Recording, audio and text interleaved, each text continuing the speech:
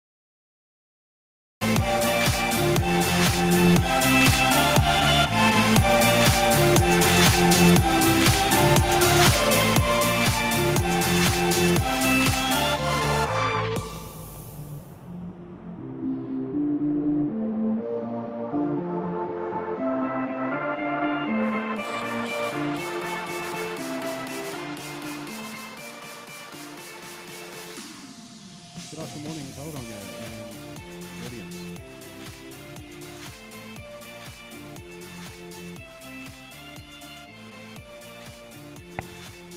Welcome to It's in the Ballot.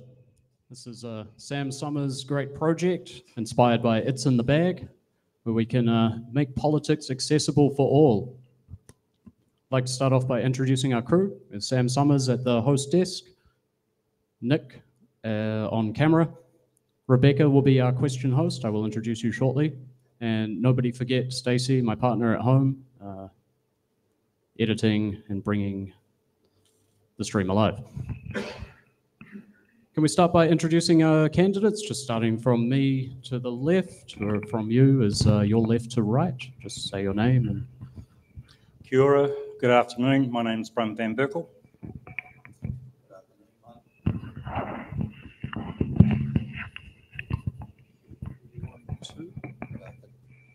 Try again. Good afternoon. Good afternoon. My name is Terry Malloy.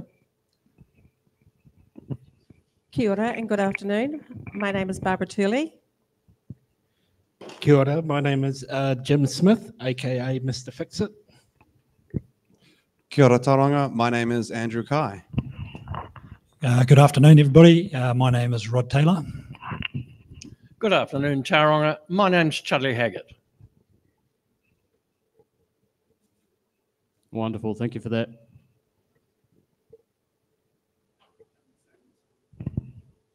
And now that we've done that, we probably could have skipped that and just gone into your opening statements, but I will use my list randomizer here, and everyone gets a fair go. So we're going to start with Terry Molly. Your opening statement, please.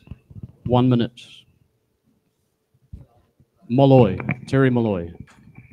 Got it. Good afternoon, everybody. Why am I standing? I believe it's incredibly important, since we've had the commissioners there for the last few years, that we have a steady hand on the tiller as we go forward. I think it's absolutely important that we do not have any knee-jerk reactions. They've set a certain direction. We may not approve of all of it, but I think it would be a big mistake to try and change it at this stage. The other thing that's absolutely critical, and a reason I'm standing, is that the two most important things in local politics, I believe, going forward is, one is planning. You've got to get the plan for the future right. We've got to be planning out 100 years. If we don't get that right, we're never going to catch up.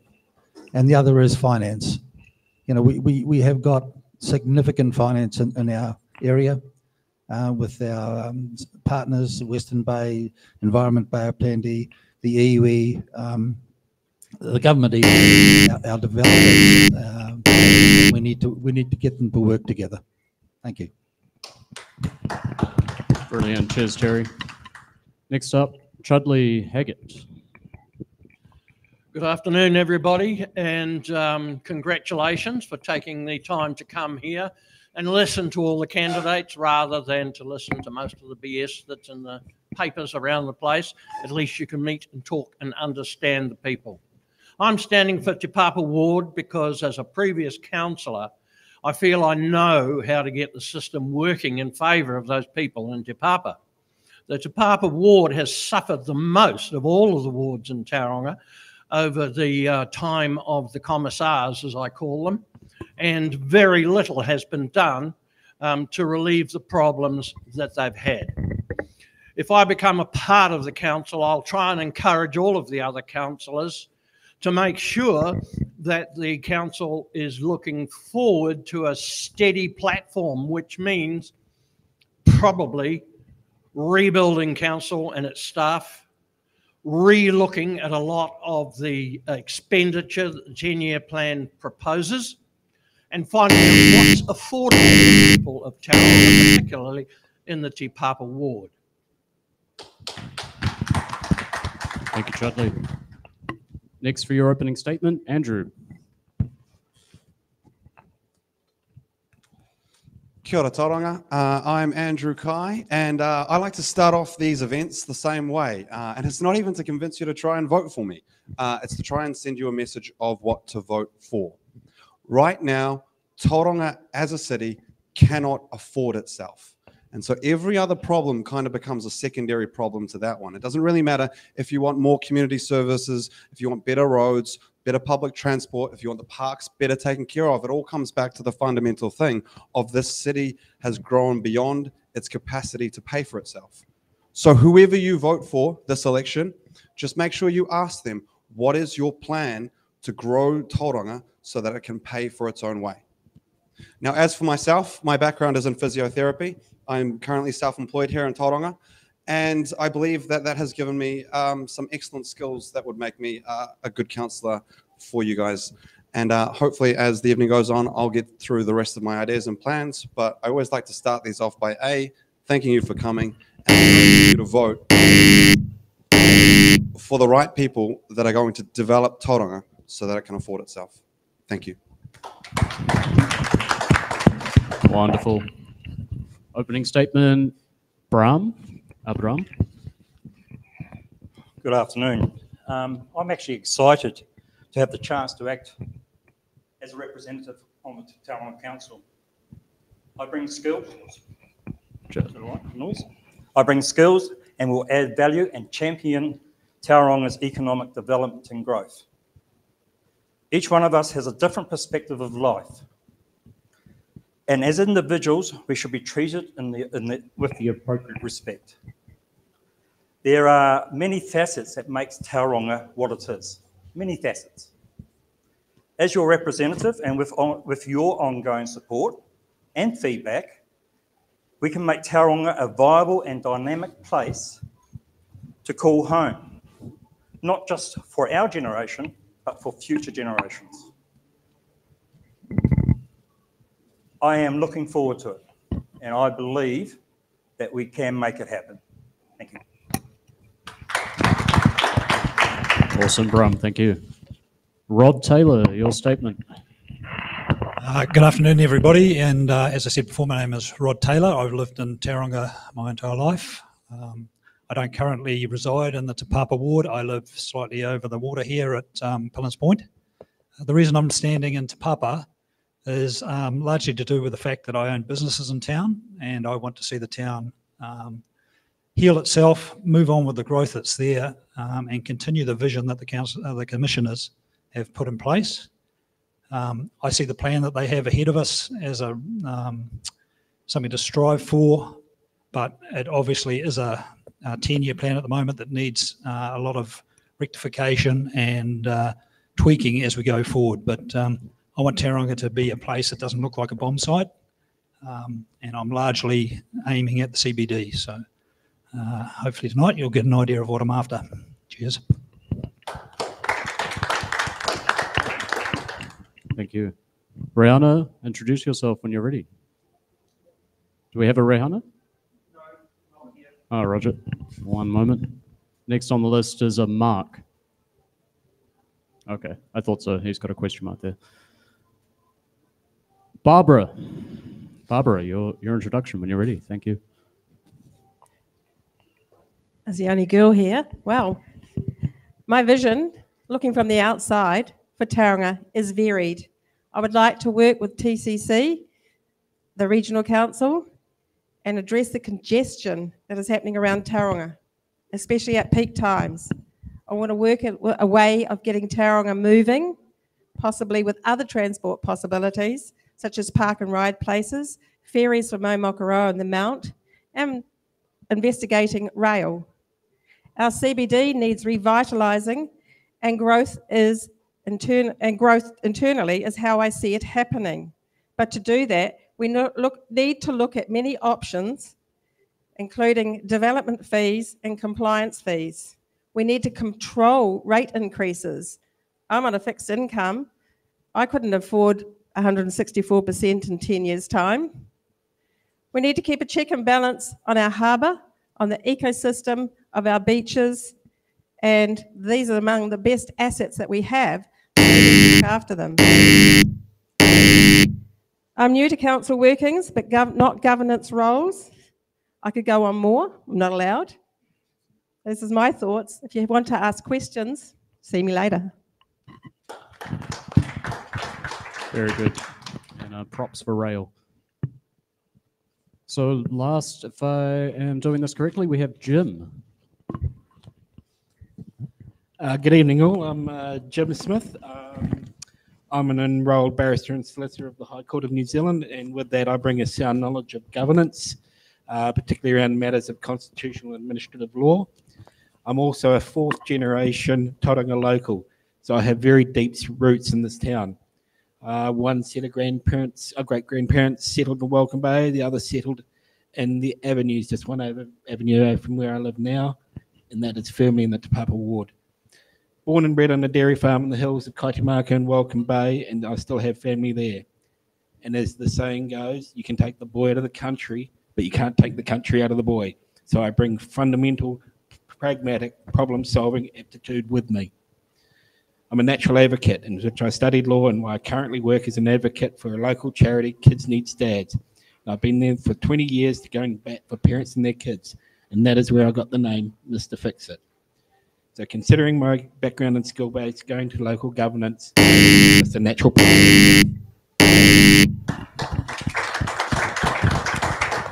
Very good experience. Got dance practice in the other hall behind us. All right. Thank you for your opening statements. Yeah, well, we're going to go to the questions we think you'll be asking, one of Sam's fun new segments of the show. Questions we think you'll be asking after tonight's show.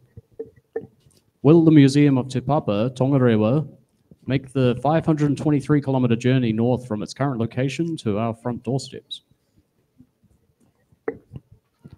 With the talk of clip on cycle and pedestrian walkways, will the Matapihi train bridge get a clip-on roadway to ease traffic congestion? I'm not familiar with the concept of a clip-on roadway. Sam will inform me later. Will Doctor Who fans be waiting outside to get autographs from a specific councillor candidate?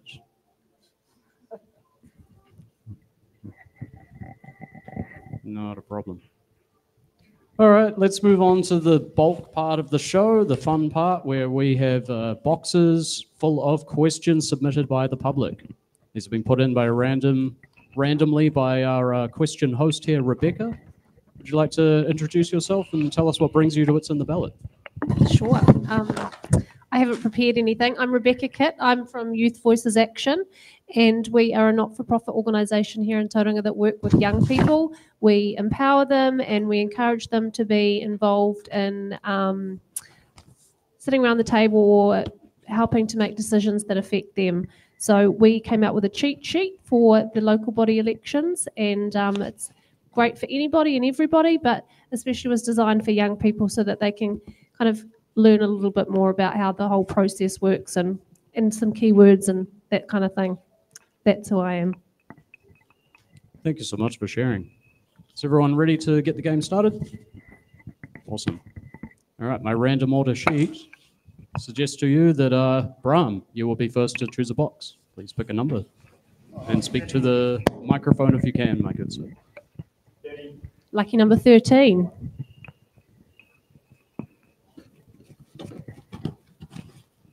Okay, so we have the letter P for Peter. Very good. If you're elected into council, will you support the Tauranga Commissioner's strategy, direction and long-term plan? Yes or no?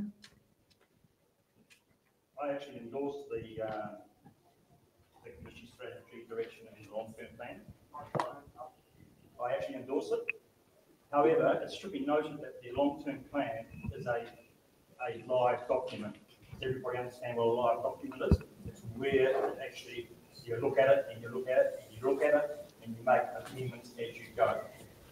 In 3 years' time, it is going to be completely reviewed. I believe that Tauranga does need a long-term plan, and it's actually such a requirement to have one.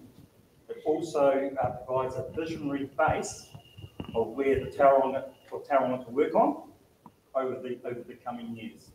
So it gives a base for us to understand where we want to go. Thank you.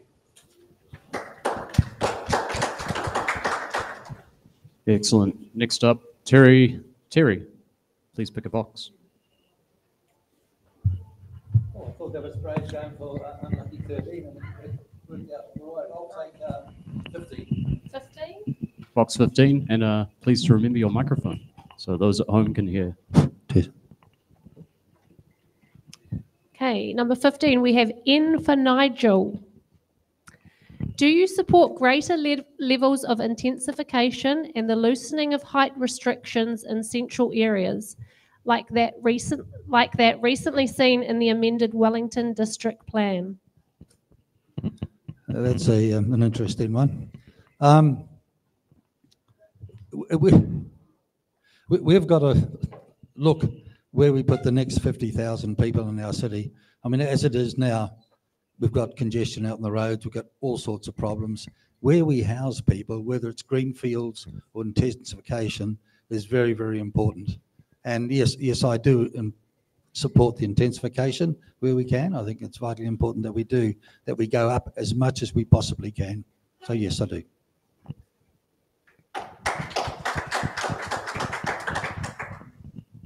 Thank you so much. Next for the boxes, Rod. Please pick a number. Number 12, okay. Number 12, Rod. So we have Thank you. K for Kelly. It's not a chameleon, but that starts with C. Roger.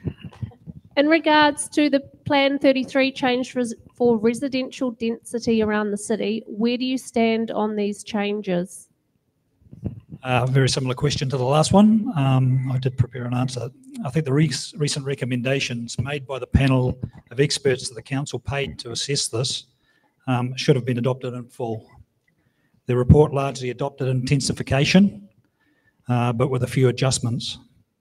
The Commission's amendments will need to be looked at by the new council. They appear to have done doesn't look particularly good, I don't think. And an investigation to what's happened here will be an urgent priority for the new council. Cheers, Rod. We also have a butt-in from Bram who would like to answer the question. This is quite new to me. Just so you're aware, we live in the Kingsview Towers, and so I can see what happens with intensification. I do have some photos here. If anybody's interested in looking at them afterwards, of what the result is of high-rise building. Growth will not go away. Let's be honest, growth won't go away, and that means more people and more of everything. Building heights are going to increase. The question is how we manage this. I'm a strong believer in air, sun, and amenities. That means we provide environments, living space that do not have tall buildings stack up one next to the other, and creating undesirable environments and surroundings. We need to avoid situations like this, like what I've got here. And if you put your buildings too close together, you'll have impact on light and amenities. I do strongly recommend that we make sure that if we do anything like this, is that there is that facility there. Thank you. Thank you, Bram. Another button from Jim. Very good. Please proceed. All right. Yeah, the Mounties, they've always been a special breed, and I've always been envious of them. And, my dad used to have a butcher shop over there in the 60s. I can remember when the surf was up, many businesses would shut their doors and with a sign going, "Gone surfing."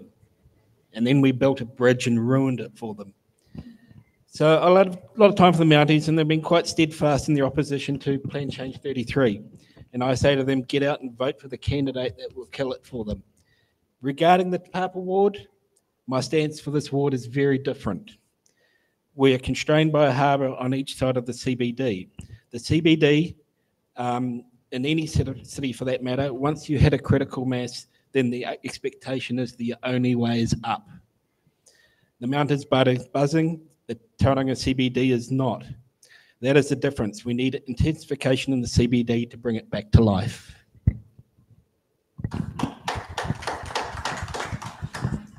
Thank you. Okay, moving on to a new question, I guess. Where did we get to? Did Rod pick a box? Yep. Thank you. So now, Andrew, you are up. Well, I'd like you to rank me number one. So, number one, please. Number one it is. One is available. I'm thinking about it for days. Okay, we have the letter G for George. It's a long one. Okay, are you prepared to support unpopular but necessary levels of rate increases in order to ensure the financial viability of the council, instead of voting for lower rate increases in the interest of your own re-election prospects at the expense of future councils being able to fund infrastructure, maintenance and upgrades? That's a very long question, and as I understand it, it's basically yes, I do support doing what is necessary for the good of the city over the long term, and if that means putting up rates, which at this current point of our city's growth and development, unfortunately, we do need to make up for some missed investment, and so I believe over the next 5 years, the rate rises have already been set. I think you'll be hard-pressed to find a council that will change that. But what we need to do is invest that money wisely so that this city can start to pay for itself in the long term, and we're not relying on 10% rate rises every year, because we can't sustain that. So yes, I do support making unpopular but necessary decisions, but I want to make sure that any rate rises are prudent and efficiently spent so that we get the most out of our money, and that eventually we can just inflation. Thank you. I'd like to butt in. Can't let that go. Yes, Chef, please do. People, I can't let that go. I'm sorry. But there's a big difference here. I mean, what Andrew is saying is that we must plan for the future is correct. There's no doubt about that whatsoever. But we've heard from the commissioners and council over the last 5 years or so that there's been no investment in infrastructure or anything. Well, of course, that's simply not true. We've spent millions on infrastructure. And the other side of that coin is that if you look at the 10-year plan, all of these masterful things that they're going to pay these huge amounts of money for, none of them are infrastructure. None of them are new roads. It's all fancy buildings so that they can jack up the amount of money they can borrow from central government. No, I'm sorry. Before these rates go up and before you look at the rates, you must believe in the process that's going to give an advantage to the ratepayers. Just quickly, although in 10 years' time they're claiming that there'll be a 170-odd% increase in your rates, in 5 years' time it's going to be 150. On the average rate basis, that means that every single one of you or every single one of your homes is going to have to find something like $200, $250 before you go to the supermarket, before you put petrol in the car, before you pay your rent or your mortgage, before you pay for your insurances. You're going to have to find that money. No, sorry, that's too much. We've got to look at it straight away. And a very powerful rebuttal. Next up, Jim, please pick a box. Box number 7, please. Box number 7. Okay, we have E for egg. There we go, eventide. International studies have shown that an active appreciation of a society's diversity boosts both positive well-being and economic growth. Some might argue Tauranga City has in the past overly represented a specific demographic. How would you ensure Tauranga City Council actively reflects our whole society? Okay, I assume the specific demographic referred to would be the newlywed or the nearly dead, because that's the traditional view of Tauranga. Yeah, look, I went to the Multicultural Festival held here in March. I really enjoyed it. Despite the rain, it was a really good vibe. We have the likes of Multicultural Tauranga, so it's not like we're not already catering for this need. I've lived and worked in Melbourne for a short time, and I love that Melbourne was so diverse that no one really cared where you were from. And yes, we really need to be shaking off that newlywed and nearly dead mantle now, and diversity is going to increase and quite organically, and just bring it on. We appreciate it.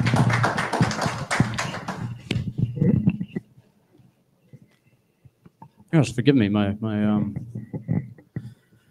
recall is not the best right now. I had a lot on my mind. But yeah, so next will be Chudley.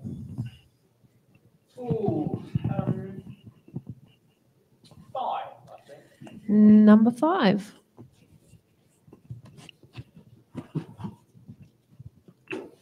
We have D for diesel. The most vibrant and successful cities on earth have grown societally and economically in part through abandoning concepts of homogeneous societies and embracing the diversity of our populations. Aotearoa, New Zealand has a population represented by over 1,500 ethnicities, cultures, and lost my words now, social identities. How would you grow Tauranga Moana through actively celebrating all peoples who call our city home? Wow, there's a lot in there, a lot in there. First of all, I have to be honest, and I get sick of people telling me how successful towns and cities are in other parts of the world that have done this. Well, there's no real proof of it. We've got an absolutely incredible population in Tauranga that is very diverse. The main function of council is to make sure that every single one of them gets treated the same. And the opportunities for every single one of them are not put on the back burner. That's what a council can do. Other than that, these own ethnic groups, hey, I've got no problem with them starting up their own little clubs and groups. And if council's got buildings that they can lease to them and things like that, that's where council's role is to support them and to make sure that they can do what they want within the community at large, and they have the same rights as everybody else.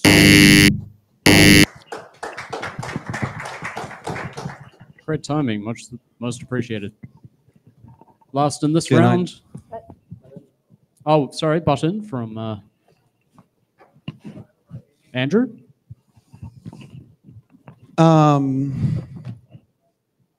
Diverse. 30% of our population comes from the migrant community, and it'd nice to see greater representation across more aspects of our society. For me, this question's come up across quite a few of these, and I wanted to take it down a different angle, and I wanted to talk about safety and visibility. Because a lot of other candidates have spoken about inclusion and diversity. And well, for me, if our people can see themselves in our society, whether that's our council staff or our councillors, or whether that's people partaking in our society, if you go to the store and you're not the only one with a physical disability or mental disability that's working at that store, then you can see yourself reflected through your society. Then you're going to feel more safe to be able to contribute to it. And it is, quite frankly, because we live in a consumer economy, the more of our people that can actively partake in that economy, then the more our entire society flourishes. Thank you. Very cool. All right, last in this round. No more buttons. Barbara, please pick a box number. Please use your microphone. Box number 3, please. Box number 3.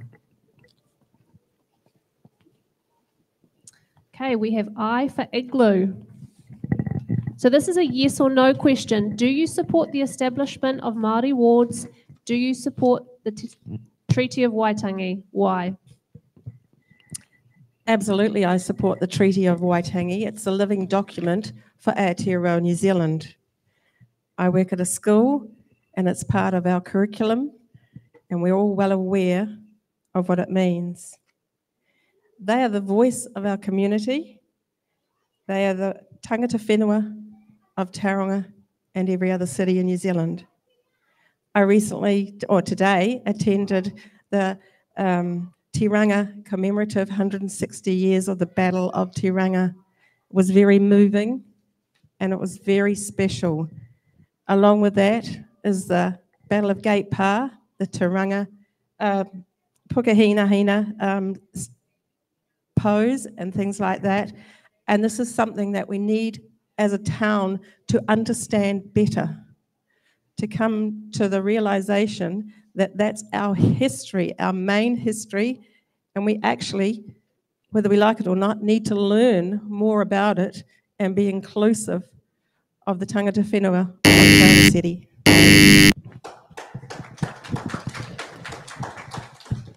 Quite an emotional subject, no matter where your understanding may lie.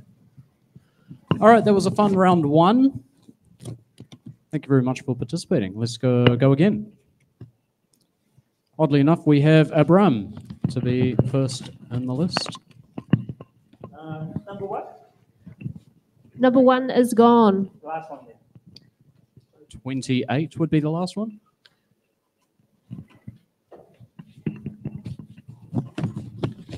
We have Z for zebra. It's the only word I can think of that starts with Z. What initiatives will make you implement? What initiatives will you implement to reduce crime and make our neighbourhoods safer? I believe it's the community participation that is key to this happening. We are becoming more insular as people, and this is contributing to what is happening today. So please hold the microphone a little closer. Sorry to interrupt you, sir. I don't mind. When families and communities are actively involved in identifying and controlling unwelcome incidents, the more pleasant the neighbourhood becomes. We cannot keep on blaming the council or the government for some of these issues. However, we as council, we can provide the support, the background, and to enable communities to work together to make this happen. Thank you. Nicely said. Chudley, your question, please. 23. 23. There's a lot of strangeness around that number. I invite you to look into it yourself. If anyone remembers being 23, it was a strange time. AA for Alcoholics Anonymous. I don't know. What are your plans for implementing sustainable practices and green initiatives in our area? Well, that's a curly one.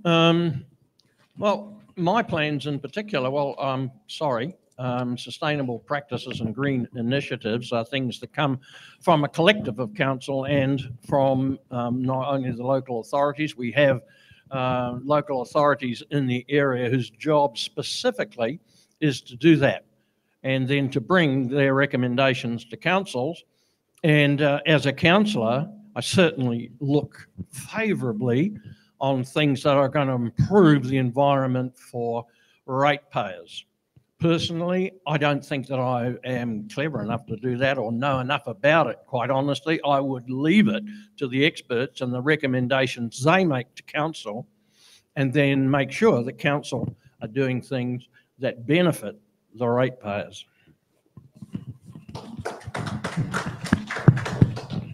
Thank you, Chudley. Terry, pick a box.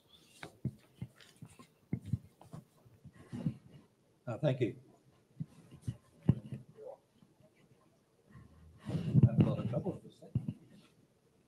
I'll stick with the fives, please. 25. 25.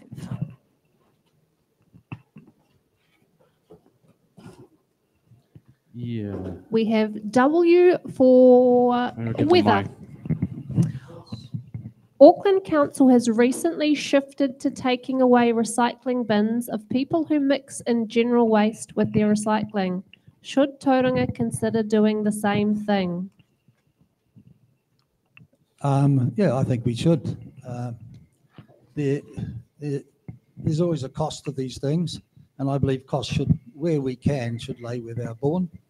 The other thing I'd suggest possibly is they're going to have to monitor them to some extent to know who is putting the waste in. And another possibility would be to simply charge them extra. They've gone to the work of monitoring them, they know who they are. So if they are continually putting waste that shouldn't be in the bin, which creates problems and expenses for all of us, then they should be charged, I believe. Thank you.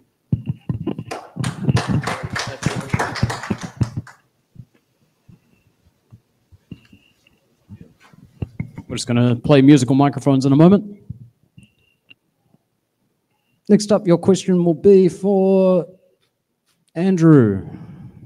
Well, I wanted one first time. I'm standing for Tauranga and Te Papa, so all of your ones, 11.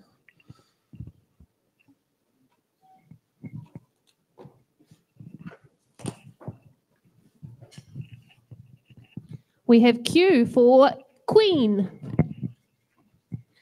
Shortly, Tauranga City Councillors will be asked to approve a proposal for the installation of rainbow street art in the CBD. The aim of the project is to celebrate our rainbow community, acknowledge our wider diversity, and improve the vibrancy of our CBD. Would you vote in favour of the proposal? And if not, Why not? I believe the question was about a street art, and in the link that we got, it had specifically a crossing. Now, I don't know the legalities of changing over a crossing, but I am all in favour of a street art that celebrates diverse aspects of our community. I believe, like I mentioned before with visibility, that allowing people to see themselves and be seen in our society is important for them to be included and contribute to their fully. And we always flourish when we get contributions from the diverse aspects of our society, because we are different and we come from different backgrounds and we have different ambitions. And collectively, when we kind of push towards our different ambitions, then that's when I believe we all flourish. So I would be in favor of supporting various artworks, but in this case specifically for our LGBT community. Thank you. Great answers. Jim, are you ready to choose a box number? Could I have box number 8, please? Box number 8. And sorry to those at home for me not switching the graphics locally. Okay, so we have a C for cat. In recent years, violence directed toward Aotearoa, and in this case, Tauranga Moana's LGBTQAI community, has increased, most notably with the destruction of our community's Rainbow Youth Facility in an attack. How would you create a Tauranga Moana that actively promotes an appreciation of our diverse communities? Okay, this really comes back to what is the role of local government and what business does it have in what goes on in our bedrooms. Look, I'm a big believer in keeping the state, whether local or central, out of our lives and particularly out of our bedrooms as much as possible. So I'd strongly advise inviting us in. Look, I work in the family law arena and I know how this can get messy. So I'll kind of give you an example of why you should probably leave the state out of your personal lives. And it may sound like I'm going off topic, but bear with me. When you get married, whether you're straight, gay, etc., this is a contract with not only with each other, but also with the state. And if you want to end the marriage, the state will force you to remain married for 2 more years before you can apply for dissolution. And this is absolutely ludicrous. So the legally good stuff is gone, like property rights, but the negative stuff remains. And if you want to get married for religious or cultural reasons, then get married in the ecclesiastical eyes of God. Don't sign the paper. So yeah, just don't invite us into your personal lives. Trust me on this one. It's not a governance issue you really want.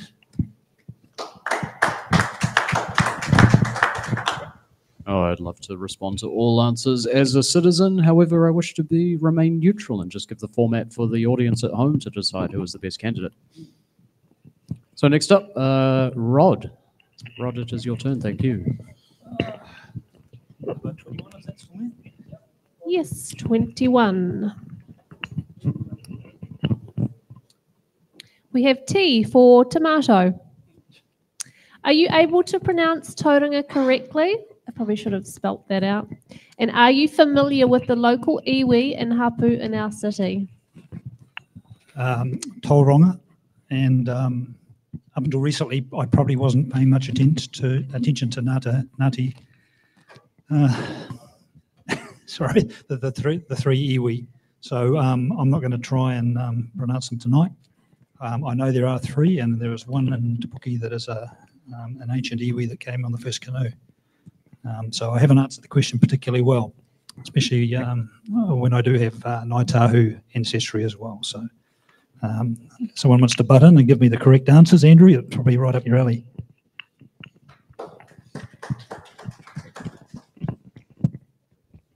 All right, nobody wants to butt in on that? Very good. Barbara. Barbara, please pick a box number. Number 7. 7 is gone. Oh, the next box to you. Number 6.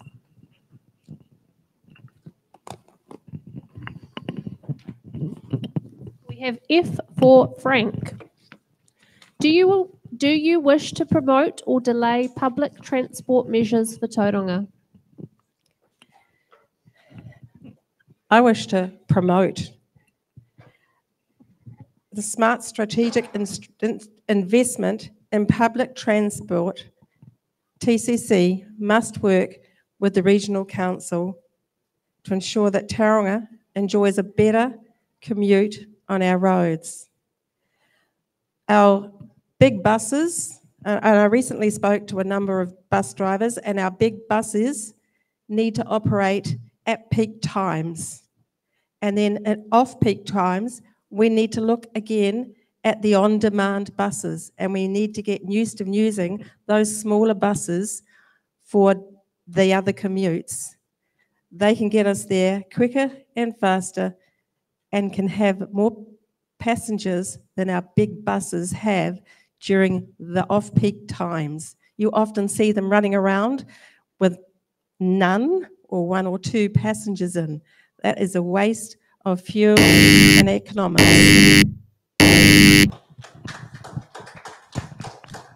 The on-demand bus service in Tawa, Wellington, seems to be going quite well, so good luck in implementing this. New round, everyone feeling all right? I wish we were dancing next door, yeah? The randomizer seems to love Brahm. He is at the top of the list again. Okay, I'll do it at random. I'll close my eyes. Box number 16. We have L for lemon. Not a lemon of a question, hopefully.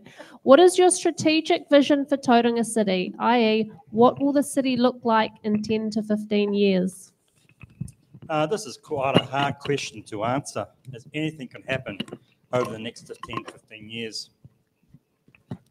20 or 30 years ago, would the people that have been in Tauranga all that time, would they expect what they have today? I doubt it. Most long-term residents would say no. It was not that long ago that Matua was a series of orchards in front of Waitara Road. If we are fiscally responsible and have the regard for our community, we can accommodate Tauranga's growth in such a way that come to the future, our children's children will be in a position to enjoy the amenities, have good access around the city, and be proud to call it home. And then they would be looking for their children to stay here as well. Thank you.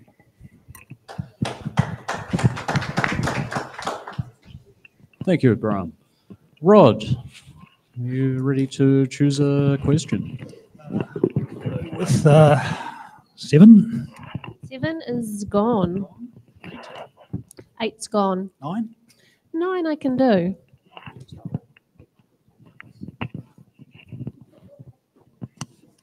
We have A for Apple. Direct question. What political party are you linked to? Easy answer, and then I don't affiliate with a political party. I think that all too often central government is starting to interfere too much in the local body politics, and I think we should keep them out. So staying independent is the key to being a successful councillor, I think.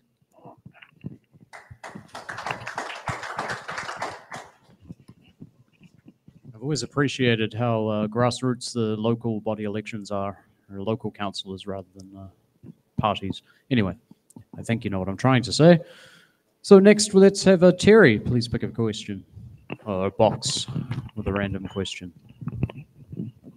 What's spare? 23? 19? Yes, I have 19. That's a good choice by somebody else, so that's good. I will reiterate, Rebecca Go put the questions in the box. I do not know which question is in that box. 19's fine. You're happy with 19? Okay, so we have A, B for Apple Bottom.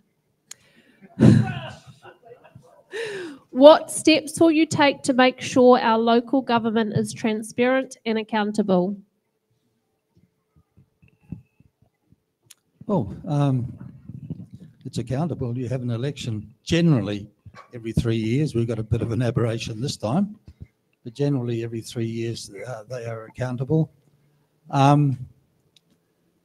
There's transparency through your 10-year plan, which is revised every 3 years, where they have to go through considerable public consultation.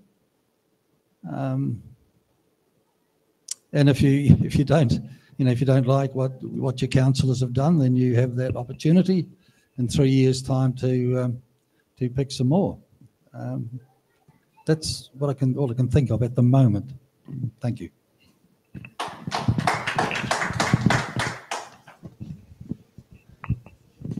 Thank you, Terry. Barbara, your question? Something in the 20s. How does 22 sound? That sounds like two little ducks. Okay, so we have S for Sam.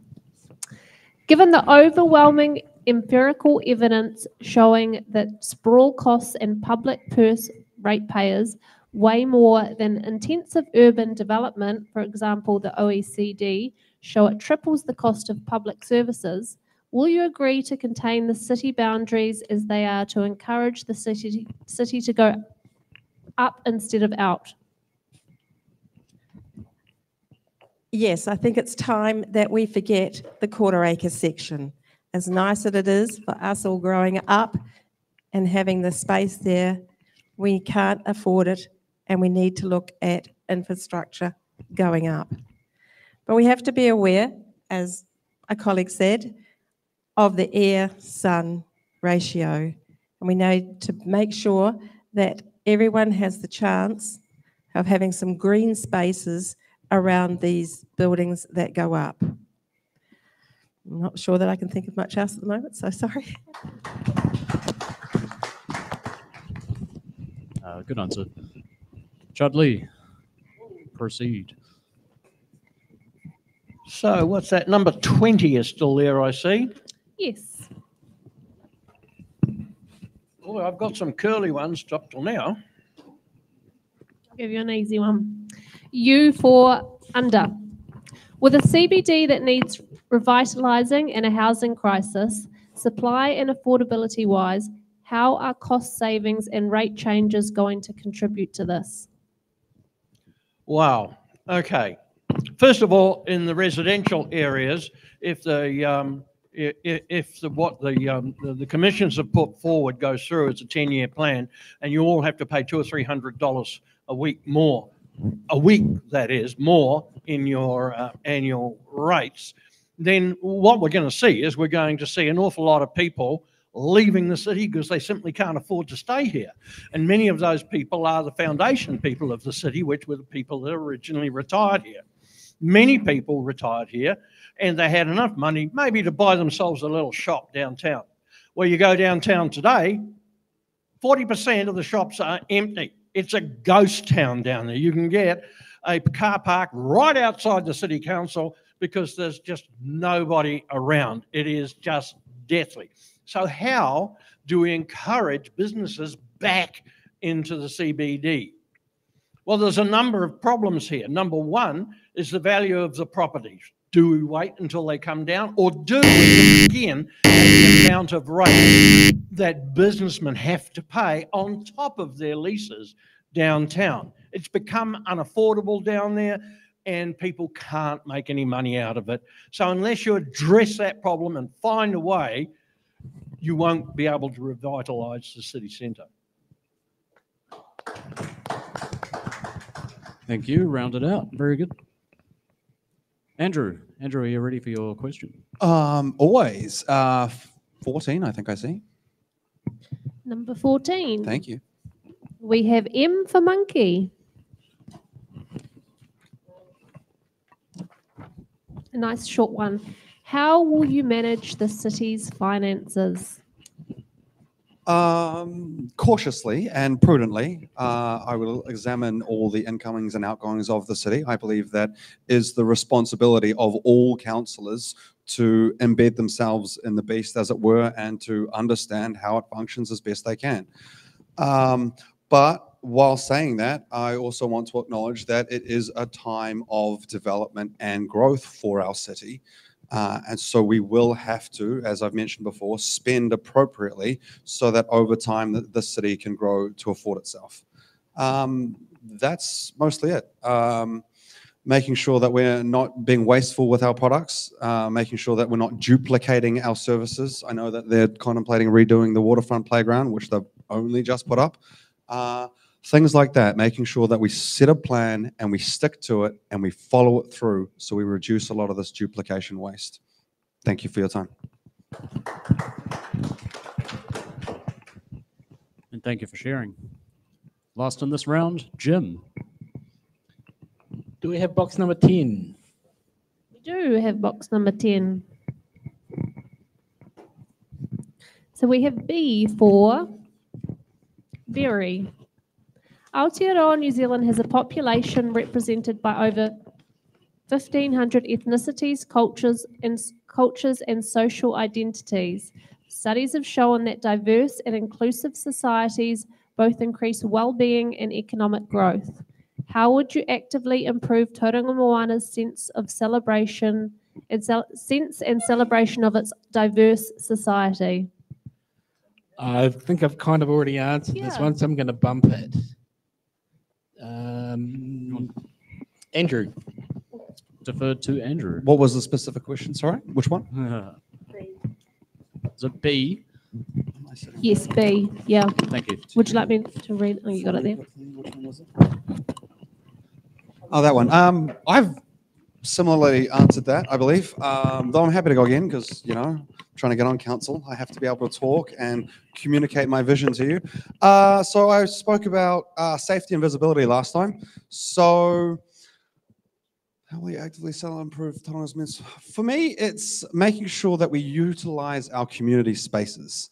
We have the historic village, which for what it costs the council, I don't believe it costs the council too much. We just pay them, reduce their rent a little bit. And for what we as a city get out of what they provide, it's just absolutely immense. So I think the council needs to make sure that our various community groups, from the historic village to the Welcome Bay community groups, are supported adequately and that they don't have to fight for their survival when the long-term plan comes up and the council decided to jack their rent up by too much. So that's a lot of it for me, is again, including our people, making sure that they see themselves in our society, and that making sure we use our money appropriately to fund our community. Thank you. Thank you, Jim. We are running close to half time, but we have 7 boxes, so we'll go one final round if everyone's okay to proceed. Let's see if we get Bram at the top of the list again. Yeah, really. Maybe it's the when we were. Yep. All right, your turn. Please proceed. Any box. Pressure on me. Okay. I'm going to go with my lucky number, 24. So we have Y for yes. What will you do to support and promote arts and culture programs for young people in our community? I believe this was a question that was submitted through our youth at Youth Voices Action. I believe that this needs to be driven by, and supported by our schools and our various culture groups. And it also has to be supported by the young people. Got to be careful what I say here. Getting off their bums to get out there and make people aware that they are there for them. The council can supply suitable venues and provide support both directly and indirectly, not only to our young people, but to enable all our types of arts and cultures to express themselves. I've answered this question directly to the youth group already, so thank you. Awesome, thank you. Barbara. Another box. Another box. Another box. My other lucky number, number 4.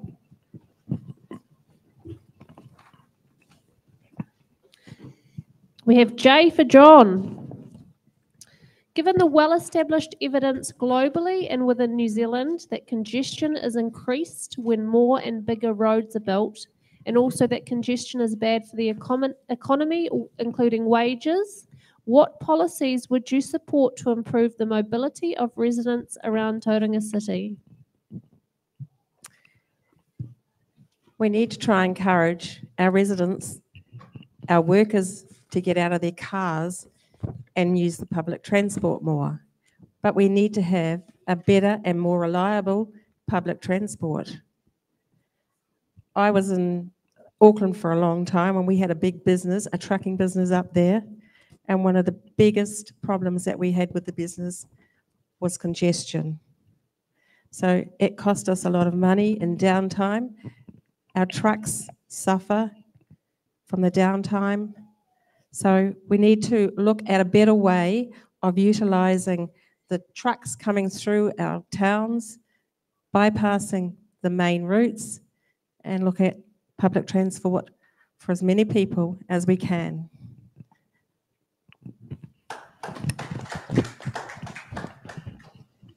Thank you. Ready for Jim? Okay, lucky dip. Lucky dip, we're going to go with number 17. We have R for Rebecca. If you are elected as a councillor, will you decelerate council spending on unwanted grand projects and concentrate on vital necessary infrastructure needs such as roading?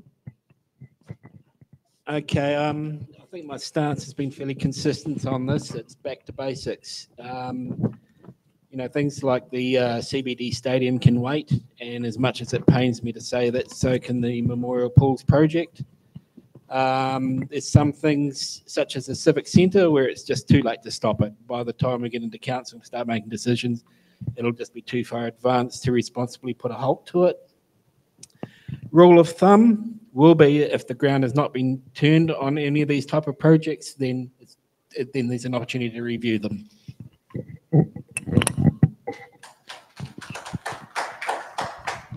Very good, sir.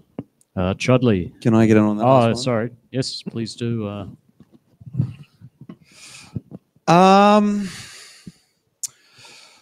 There's a reason the commissioners took the city down the path they did.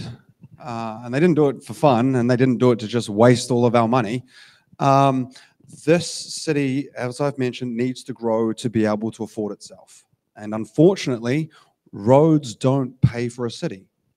Roads don't pay rates, and roads don't bring me new rate payers. They might increase suburbia, but our city cannot afford more suburbs. We need to find new ways of paying for ourselves, and that's either through intensification or through the council generating an economy for itself. There are amenities that councils can build that will pay for themselves. They might look as $100,000 upkeep on the council books, but once you factor in all the jobs that are generated and all the money that's brought in from those, then they are economically beneficial amenities. And so that's what we need, because there are a lot of roading projects, and we could spend the entire 10-year plan on those roading projects, and at the end of it, we'll still have a lot more to build, and then we'll have no new income to pay for it.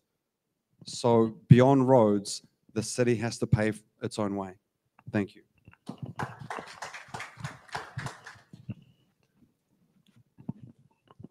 Very good. Who just went before? So sorry. Andrew. Jim. Oh, Jim. It was Jim. Yeah, wonderful. I'm amazed at the deja vu. You guys do so great. Chudley. What have we got there? You've got number 2, number 18. Number 2. Number That's 2. We have H for Henry, or housing. H for Haggett. Do you support the proposed CBD stadium? Absolutely not. At this stage. Yes, we do need to grow. Yes, we probably do need a stadium. But there's big differences in between what council staff have come up with the Tauranga Stadium and some $220 odd million to put it up there, when we've got one of the mayor's candidates saying he's got an offer on the books to build the same sort of stadium at Blake Park for 48 million. What's going on? No, we need to have a good look at the way these decisions were come by. We need to have a good look at what information made the commissioners push these incredibly expensive projects. It's all very well to say that the city needs to grow, but Andrew hit the nail on the head when he said we can't afford it, and we certainly can't. And what I want to know is how come there's $1 billion of your money being spent on this downtown project, if it's such a good idea, if the city needs it, if it is going to be the making of the city, why haven't private investors come up? Why haven't they put their hand up and say, we'll build it, you just give us the land and give us the help? No, no, no, no. All of a sudden, you guys are going to be lumbered with $1 billion for something that is not council's job. It is not council's job to build commercial entities. That is the business of private enterprise. Another brilliant answer from Chudley. Thank you. Rod, are you ready for your question? What have we got left there? 26, isn't it? 26. Yep.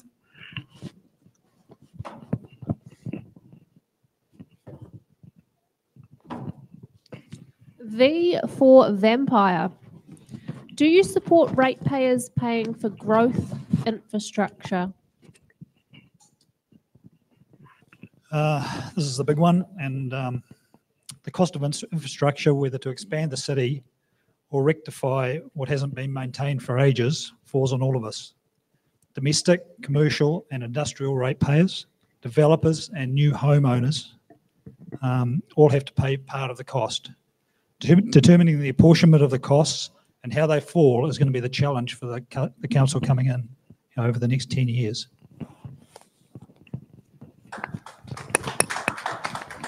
Succinct, very good. Terry, your turn.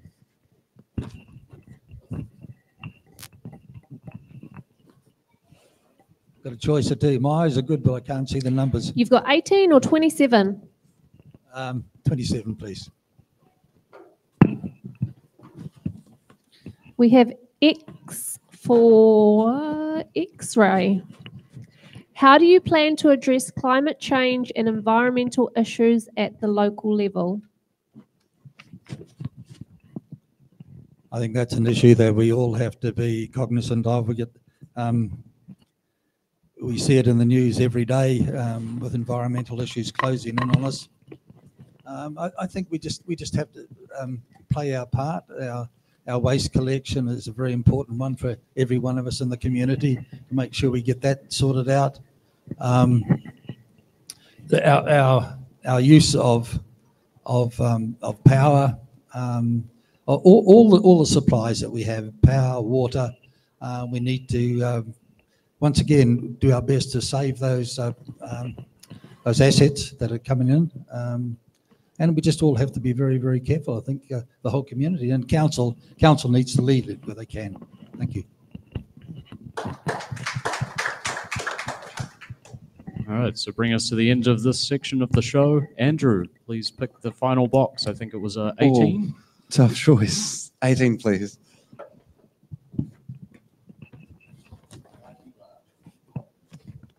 And it's another long question, so I'm going to take a deep breath in. We have O for octopus. During stage 1 of the Cameron Road project, businesses were severely impacted by the works and owners were harassed by the council and commissioners. What lessons have been learnt by this project and how do you ensure that the council doesn't bully businesses and people again? Will you take personal responsibility for stage 2 or any other council-run projects? Absolutely. If I put my name to a project, sign off on the line term plan, then I absolutely am willing to be responsible for that and be held accountable for delivering that. I have heard the commissioners speak, and they've obviously done a lot of reflecting. They were the ones involved in the organisation and planning and the council itself, and they've reflected on that the cones were out too long, it wasn't phased appropriately. So the council itself has learned a whole bunch of lessons from that. Is this the one where it's my thoughts on the plan itself? No, otherwise I think the Cameron Road plans are excellent. And as for bullying businesses, look, our council really shouldn't be bullying its constituents anyway. I think it's about a much more approachable manner about communicating with the businesses and letting them know your plans of what's happening, how long the disruption is going to be, and by goodness, sticking to it. Because obviously every overrun and every delay has a massive impact on our businesses. Thank you. Yep. Let's use those button cards. I think Chudley got there first. Yeah, hi. Now, this question really speaks to the total dysfunction of council. It has been a disaster, the Cameron Road, and you all know it's been a disaster. There have been areas where, for example, the stretch between 11th Avenue and 13th Avenue was ready to be sealed on a Monday morning before somebody found out that the stormwater drain hadn't been put in.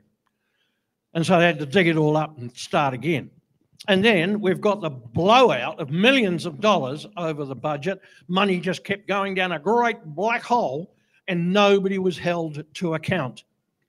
I mean, there are private contractors who are contracted by the council to do this, but council had their own people on the job ticking things off as it went. But we still got masses of problems. We got delays. We got businesses going out of business because people couldn't get to them. And then at the end of the day, we've got masses of cycle lanes we don't need, masses of bus lanes we don't need, and we've got big humps on every corner that are going to take the suspension out of everybody's car over a period of time. And then to add insult to injury, they start stopping people from turning left onto Cameron Road. None of this was discussed with the people. None of it was discussed with the ratepayers. Council and the commissioners went on their merry way and created a disaster. Stage 2 must not be the same.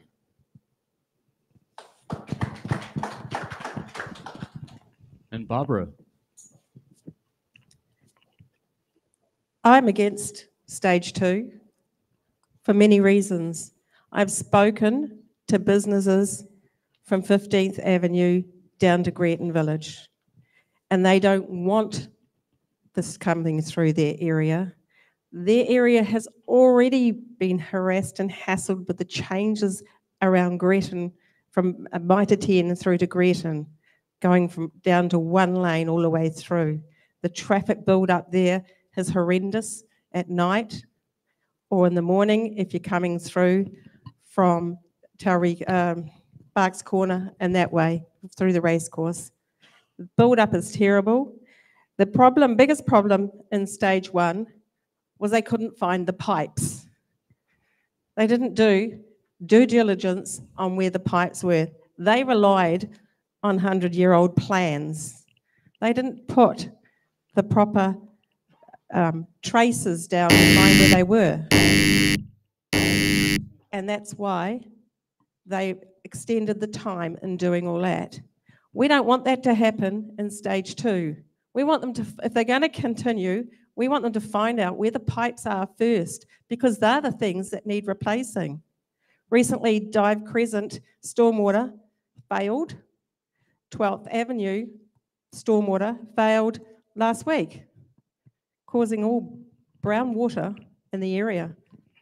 It's just got to stop. We've got to do something proper. We've got to do due diligence properly, and the people in the second half of Te Papa don't want stage 2 at this stage.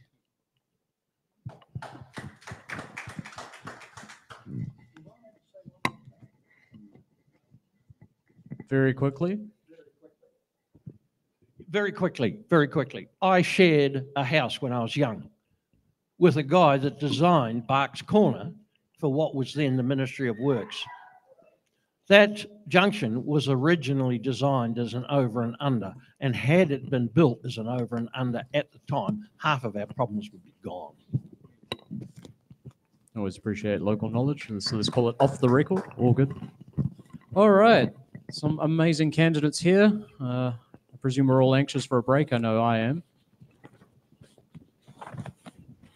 So we're going to break for 5 to 10 minutes. I'm feeling a little out of my depth. While I don't mind public speaking in my own job as a train manager in Wellington, this is definitely Sam's project, and I'm feeling the heat of it and not bringing enough joy to the situation. So I will be passing it back over to him so that he can put his spin on it, as it is Sam's show, although we do work as a team. So in saying that, let's have a break. We'll see you after the break for hard-hitting questions.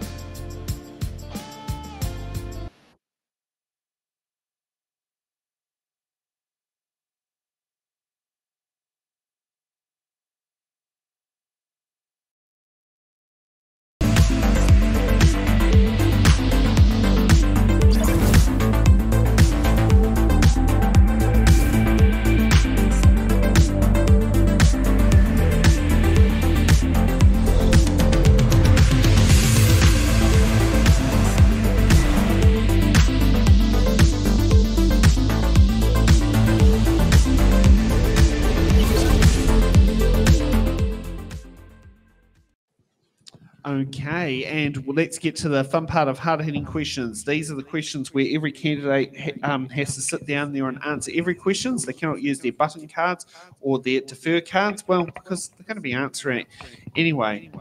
So let's talking about random list order sheets. Okay, finally we have a different order, and that sets her to it. Andrew, you get to go up first with So actually, no, you get to go first, but I need to actually tell the people what hard-hitting question number 1 is. Do you support the Tauranga City Council's long-term plan 2024 to 2034? Far away. Yes, overall, I do support the plan. I believe it's moving the city in the right direction. I believe it's developing key areas like improving our transport network so our people can more easily get around our town without relying on just the personal car. And I believe it's got a heavy focus on revitalizing our CBD, which is one of the most important issues for Tauranga at the moment. The fact that we have an economic dead zone in the heart of our city means that we're all paying for it anyway. So if we pay for it to develop appropriately into a city CBD and stop trying to pretend that it's still a town CBD, then we will, then it will grow to be able to contribute to the rest of Tauranga's economy, which it's currently not doing. So overall, yes, I think there might be some things to refine, but I think the direction is good, and I intend to finish it should I be elected. Thank you. Okay. Next up, Chudley. Oh, yes, as I told you, I'm very strict on timekeeping here.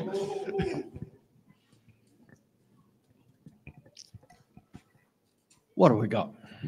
Oh, the hard-hitting question. Do you support the Tauranga City Council's long-term plan 2024 to 2034? The big project? No, I don't. Yep, there's some other stuff in there which is necessary for the growth of a city, but no, the city can't afford it. The ratepayers certainly can't afford to have their rates increased by 167% over the next 10 years, or probably over 150% in the next 2 years. We're going to see a flight from the city of people that simply can't afford to stay here. And of course, that flight from the city is going to put homes and properties on the market, which of course is going to drive property prices down, which means the council's going to get less income from the rates. So guess what they're going to do? Put the rates up again. No, this has got to be looked at as a living document. It's got to be looked at in the long term and what is affordable to the people. And how, I mean, what Andrew said is quite right. The downtown area is as dead as a doornail and it needs to be revitalised. But you don't spend $1 billion down there where nobody can park their car to get there. So, no, it has to be looked at again. It's totally inappropriate at the moment. Okay. Thanks for that, Jim. Right, I'll keep this short. Short answer is no. And I'll tell you why. The document needs to be reviewed and it needs to be given legitimacy. The long-term plan was brought in by an unelected statutory body, and an elected a council needs to go through and review it. But to be fair, as many people have already said, it's a living document, so we can do that, and it is not set in stone. That's not to say that we throw the baby out with the bathwater. There's some good stuff in there. But, you know, we need to tweak it, think hard about the costs and the time frames. And some of the projects and aspirations contained within the plan may well need deferring.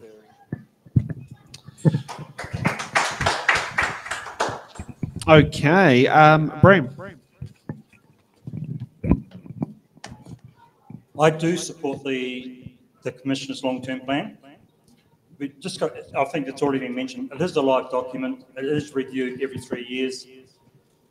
Tweaks are made on the way, but it is a document that we can reference as it provides a visionary base for the Tauranga City to work on over the coming years. Thank you. Rod. Yes, definitely support the plan. I think it's given us focus, vision, and something to aim for.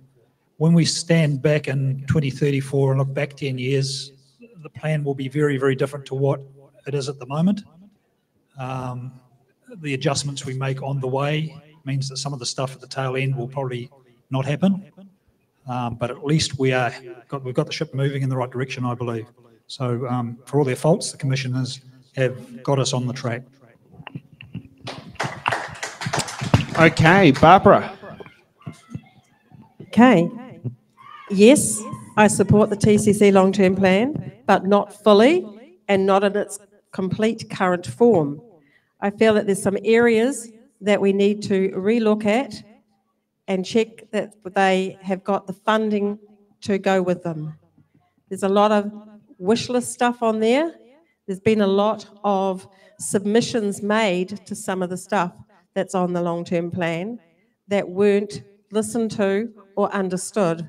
So I think we need to revisit what has not been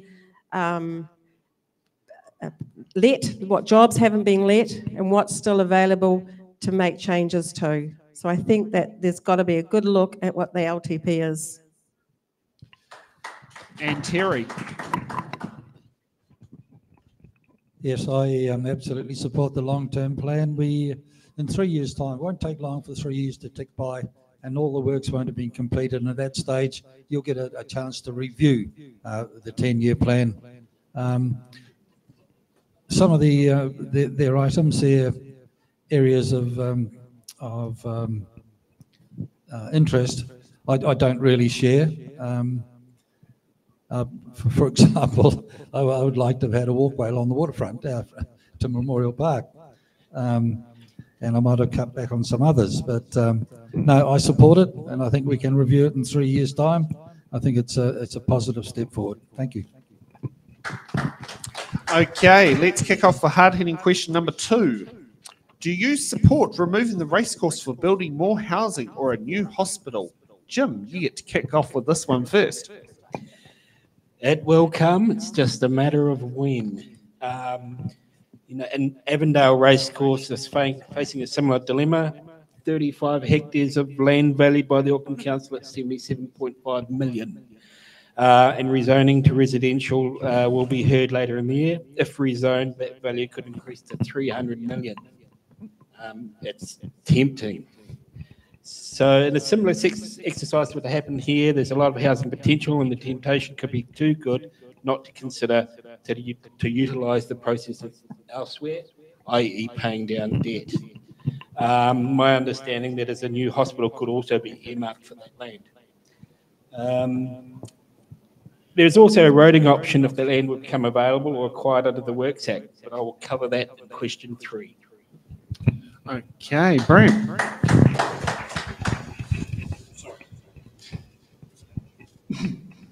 I suggest that we consider more than just the racecourse and the hospital.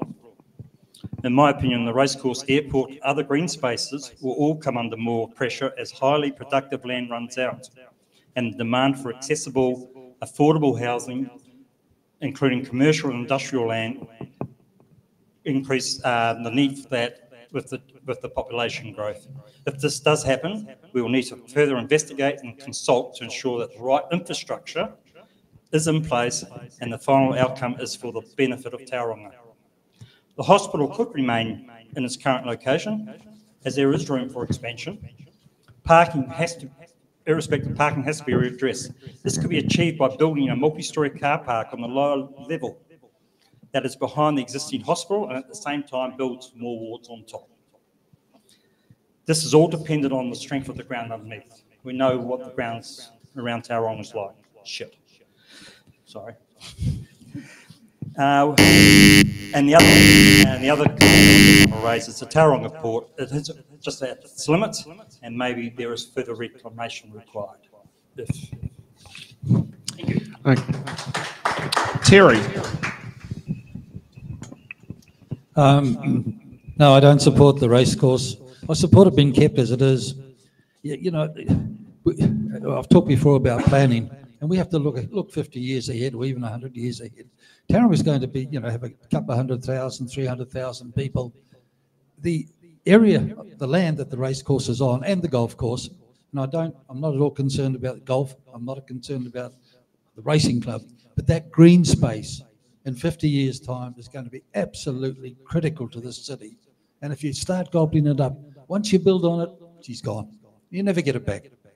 I think we've got to preserve that green space.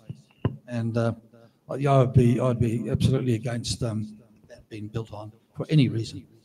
Thank you. Okay, Andrew. Well, I believe the land there is under treaty stipulations or mana whenua controls, so I don't know what the council actually has the authority to do. I believe, as I said, there are stipulations that it has to remain recreation. And I'm quite in favour of it remaining a green space. As was well mentioned, we are going to run out as we get bigger, as we get wider. We are going to have to take care of our green spaces that we do have. I'm not particularly in favour of the horse racing industry. I'll be straight up honest about that. If we want to have a horse racing track, I suggest moving it to Matamata. They tend to breed the horses out there. It's nice and convenient, good for their economy. And we should probably just use that for green space for ourselves.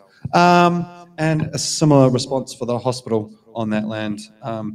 I think there's better use for it, and I'm honestly not sure of the permission the council has to use it without getting sign off of tangata whenua. And as I understand it, they're being used for non-recreation space. Thank you. Rod. Absolutely not. Green space has become more precious as the city has expanded and spread. It will become even more important as we intensify and the population increases. I don't believe horse racing will survive in the long term, but this taonga should be utilised as open space, public gardens and playing fields. The proposal to build on this land for either housing or a hospital was soundly rejected in a public survey the council undertook a couple of years ago. If elected, I would push to enforce the result of the survey on behalf of our grandchildren who will be finding it hard to find a place to play, I think, in 50 years' time. And Chudley. Well, it seems there's one thing we all agree on, that the green space out with what we know as the racecourse should remain.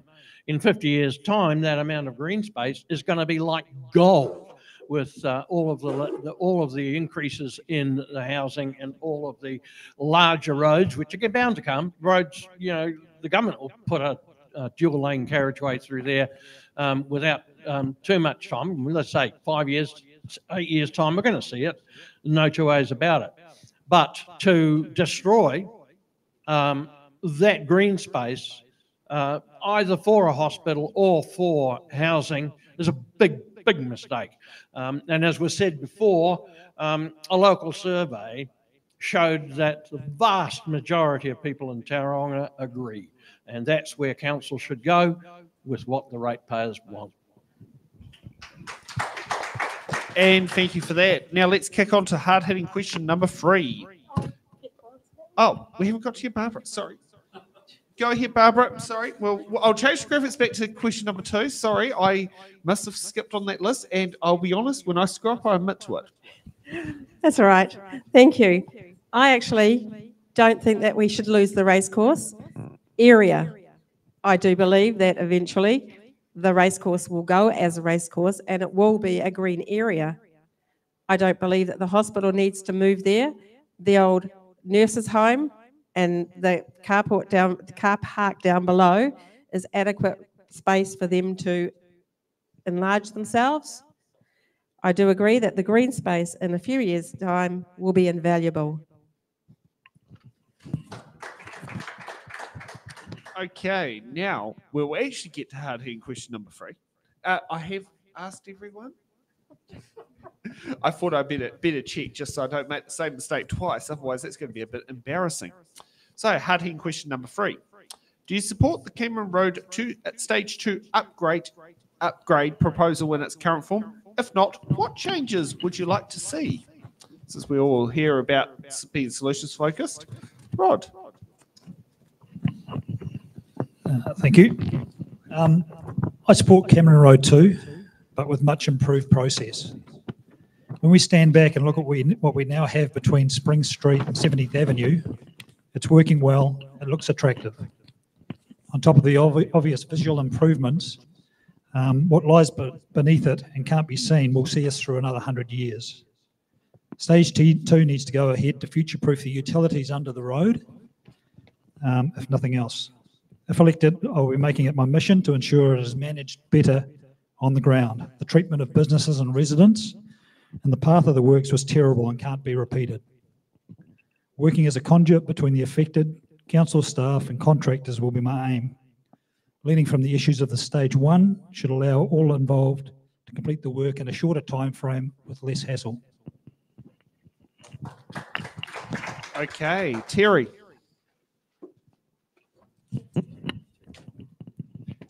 Yes, I support going into the future. Our services underground need to be fit for purpose. Our roadway needs to be fit for purpose. So I believe that work needs to be done. The thing that concerns me and always has is that you have shopkeepers, you have businesses along that road frontage, and somehow or other the council needs to try and look after them, because I think it's unfair to say, well, it's just bad luck, you just got to suck it up.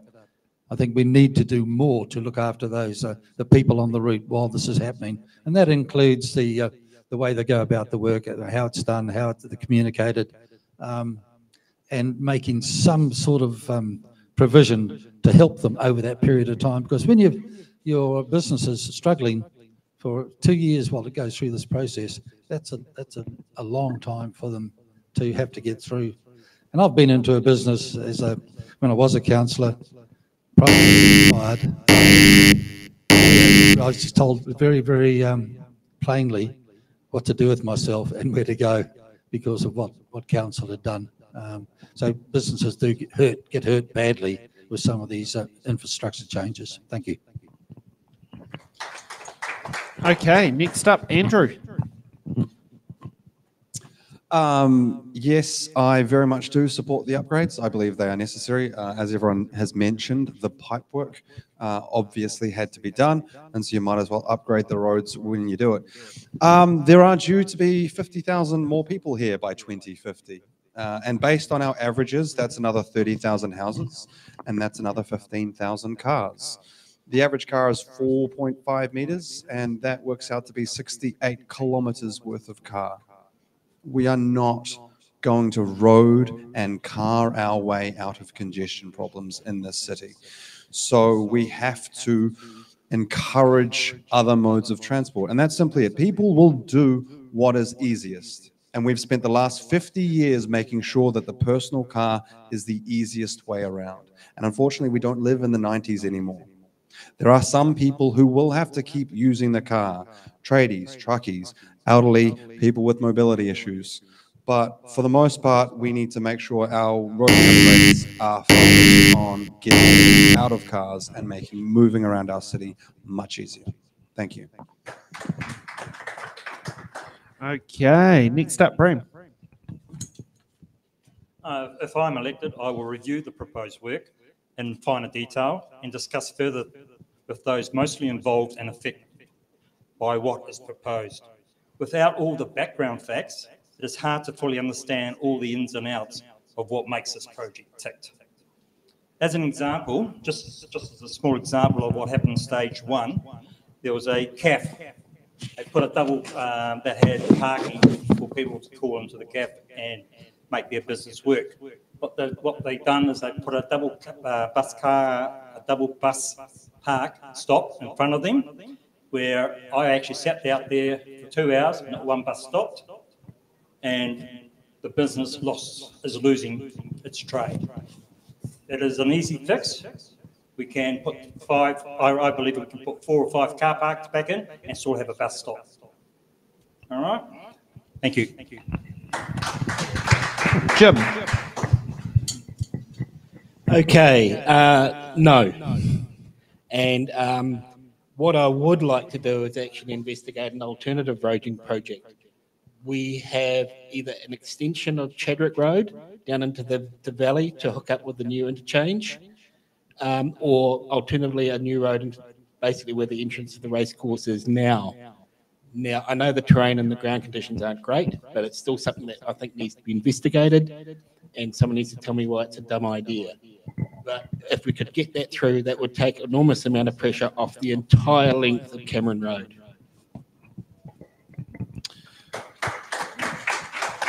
Chudley. Right. I'm with everybody else. I want to have a good look at the ideas that are being put forward for this. If it's anything like stage one, it'll be a disaster.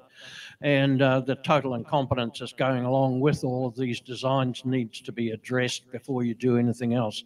And there's no sense in doing anything about the congestion on Cameron Road until you fix Barks Corner.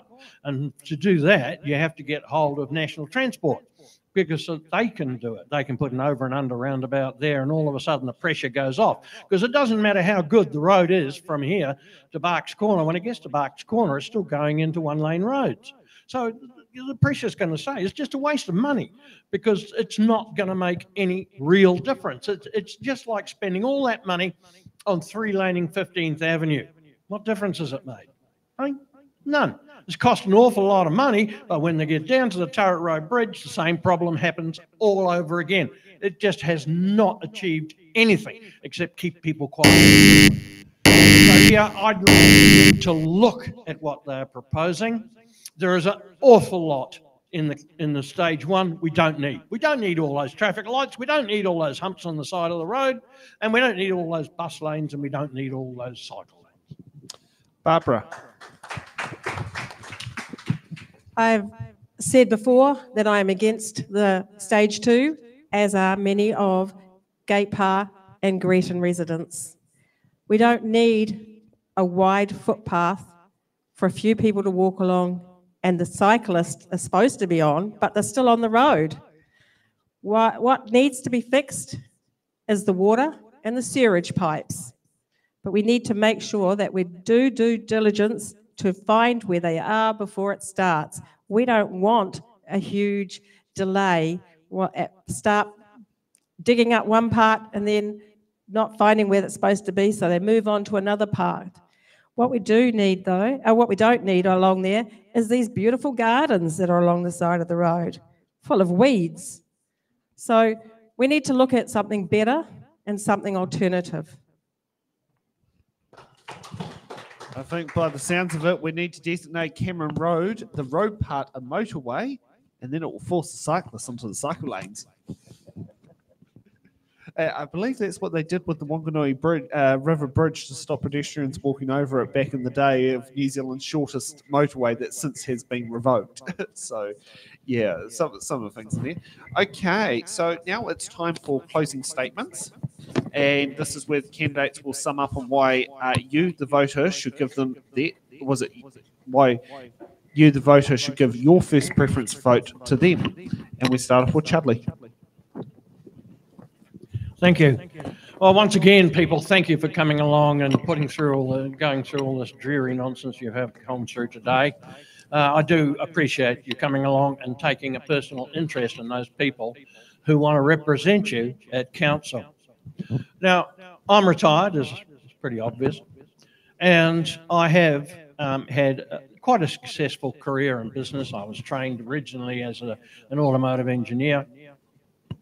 And I have been on council before. I do know how the system works, and in some cases I can see absolute problems everywhere and nobody is addressing it. There are elephants in the room all over the place and nobody wants to address it or look at it.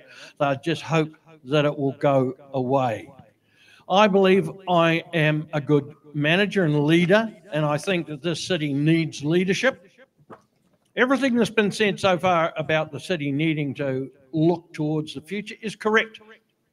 But we have to do it in a way that's affordable to the ratepayers. We don't want to drive the ratepayers away, but we want to improve the city. Okay, Barbara. Sorry, I wasn't ready for that. We're here about surprises. Okay. I love Tauranga. I've lived here for quite a while now, since moving down from Auckland, and I've seen the changes. We've gone from $10 Tauranga to one with lots more business and a bigger paycheck. But what we can't afford is huge rate increases. We need to balance the long-term pain to make the city grow, but to enable people to still live here. Tauranga is rapidly changing and growing with a wonderful harbour and beautiful beaches. But we've got a CBD that is dead. There's a sinister side to Tauranga with infrastructure and roading problems. We need to look deeply at what we can do to fix these. We need to look not only at alternative transport, but alternative use of a lot more of our roads.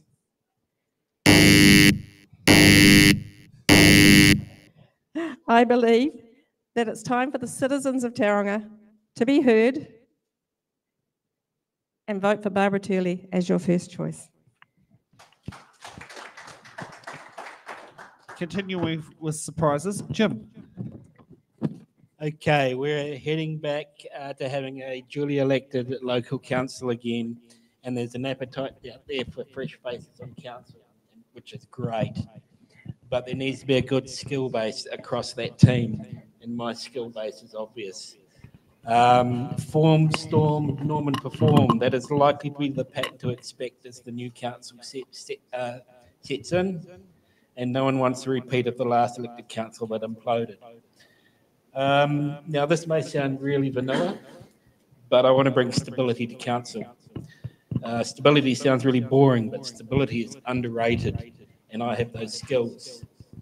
Dispute resolution, family violence mitigation, negotiating agreements between aggrieved and hostile parties, knowledge of the relevant law. All this is everyday stuff I deal with, all transferable skills to make sure that the wheels don't fall off again in council. Tauranga deserves a stable, hard-working council that will perform for all our residents, and I want to be a part of that for the benefit of all generations. Okay, Rod.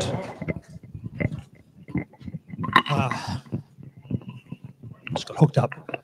I'm here to make the CBD move again. I don't think it's dead. It definitely isn't dead. It's probably going through the biggest growth phase that it's ever seen. That comes with a lot of pain, and I don't know that that's been particularly well managed, both by the commissioners and the council staff. So my reason for standing, I have skin in the game. I have 2 businesses in town, and I'm all about making the 10-year plan happen. Yes, maybe a few changes as we hit the end of it, but it needs to be pushed along, and we spent a lot of money making it or putting it in place, and I want to see it achieved. Okay, Bram. Excuse me. Thank you all for coming along tonight. As your representative, I will promote your interests at the council meetings, so council decisions are for the benefit of our community. They are within the bounds of reasonable expenditure and in accordance with the Local Government Act. Just so everybody's aware, the Local Government Act states to promote the social, economic, environmental and cultural well-being of communities in the present and for the future. I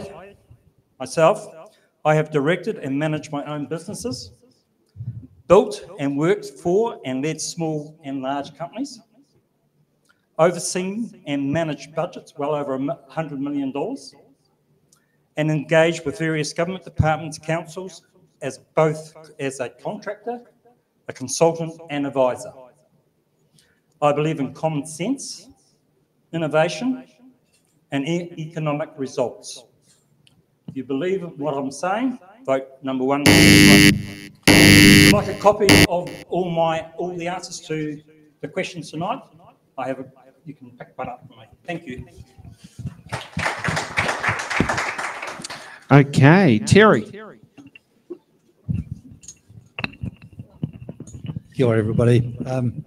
I've lived in Tauranga all my life, and what we need going forward, I believe, is stability. We need a steady hand on the till.